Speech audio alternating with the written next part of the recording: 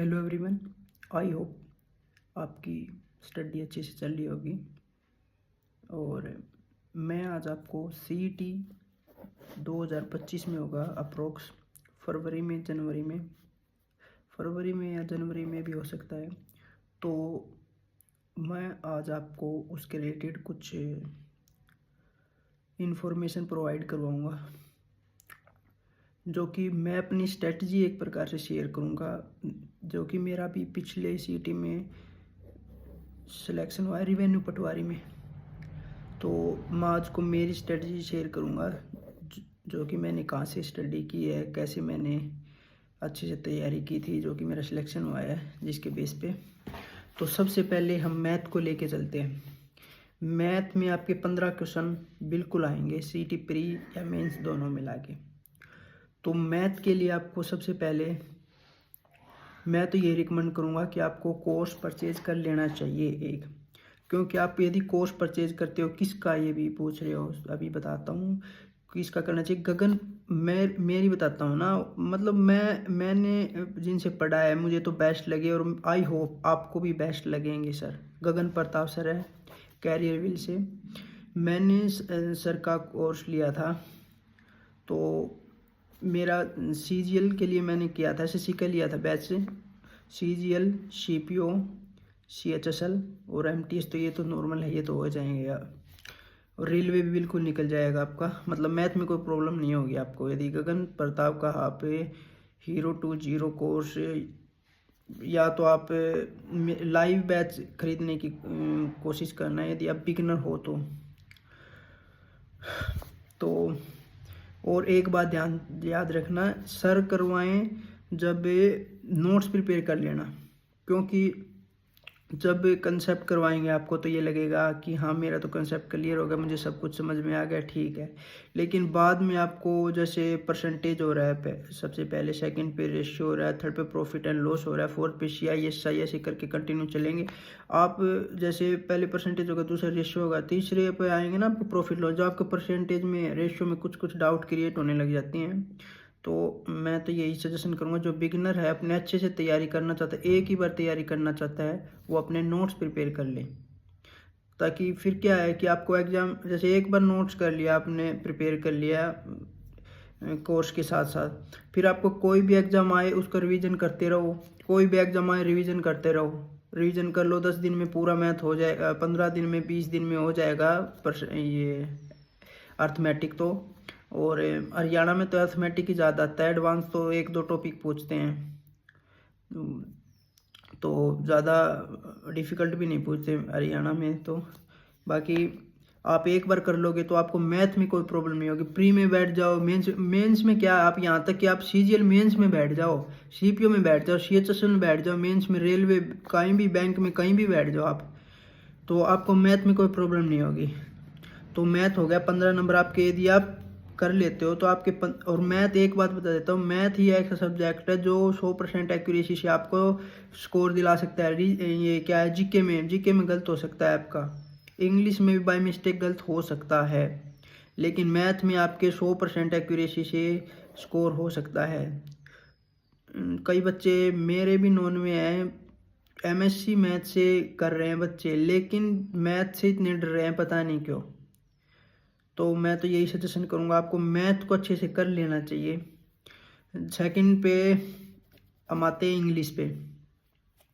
English 10 number की आती है कन्फर्म, प्री में या मेंस में 10 या 15 की भी हो सकती है।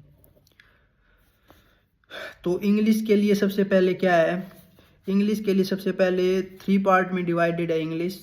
वोकैब है, और नंबर 2 ग्रामर है, और नंबर कॉम्प्रीहेंशन है, जो कि हरियाणा में तो नहीं आता है। कॉम्प्रीहेंशन से ज़्यादा ज़्यादा पैसेज हो गया, क्लोज टेस्ट हो गया, जंबल हो गए, ये नहीं आते हैं हरियाणा में। लेकिन वोकैब में सिनोनियम्स होगा, एंटोनियम्स होगा, स्पेलिंग होती है, स्पेलिंग खासकर आती है बिल्कुल, सिनोनिम, एंटोनिम और स्पेलिंग, और वन वर्ड भी आ जाते हैं, ईडियम भी आ जाती है। तो यदि आप वोकैब और ग्रामर और कॉम्प्रीहेंसिव 3 पार्ट में डिवाइड कर लो अपना। वोकैब के लिए मैं आपको रिकमेंड करूँगा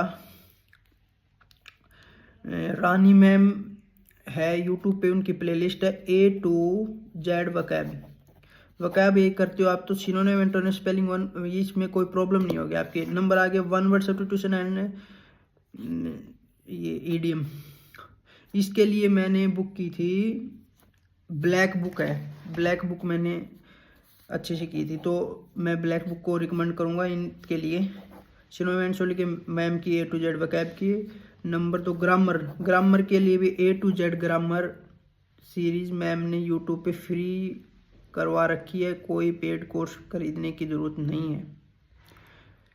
और हरियाणा में तो ज़्यादा इतना लेवल का आता भी नहीं है सिनोनिम एंटोनिम, क्योंकि ज़्यादा तो प्रॉब्लम होती है कॉम्प्रीहेंशन सेक्शन में, जो कि SSC में ज़्यादा आता है, तो उसके लिए बैच परचेज करना पड़ता है।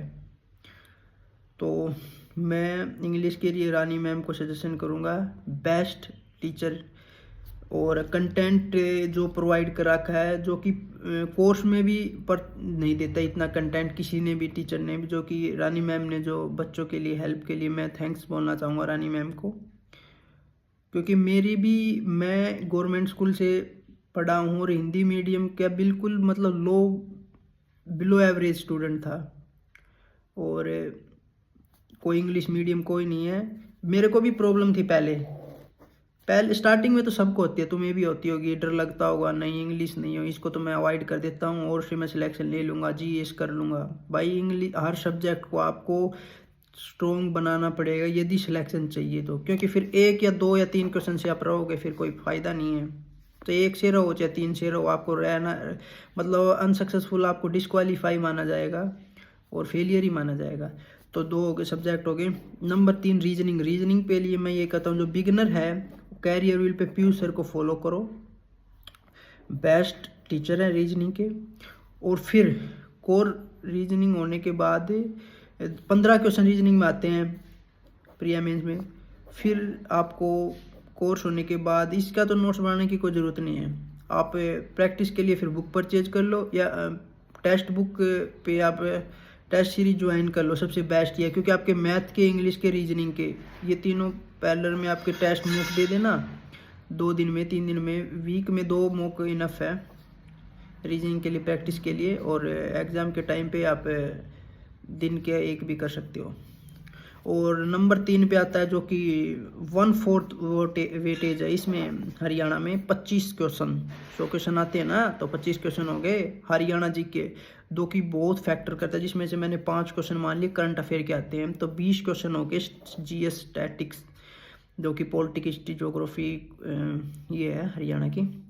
तो इसमें से 20 में से मैं प्रॉमिस करता हूँ आपके 18 नंबर कहीं नहीं जाने के, 18-19 नंबर कहीं नहीं जाने के।